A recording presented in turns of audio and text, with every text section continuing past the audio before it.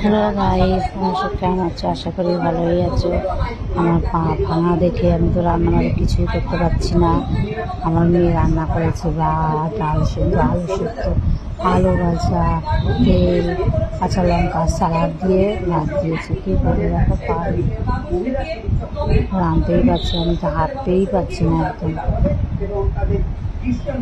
তার জন্য দেখো আমার মেয়ে যেটুকুনি পেরেছে সেটুকুনি ও করে দিয়েছে।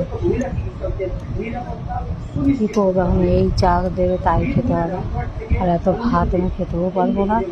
ওই জন্য তুলে রাখছি ভাত, আলু ভাজা, আলু সেদ্ধ তুলে রাখছি। কী করবো, বাচ্চা মানুষ যা পেরেছে একটু রান্না করতে হবে, আমি তো পড়াশোনা করি।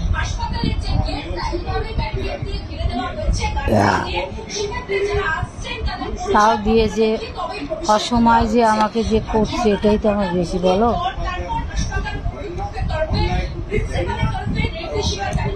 ডাল সিদ্ধও হয়নি, দেখো গোটা গোটা ডাল হয়েছে।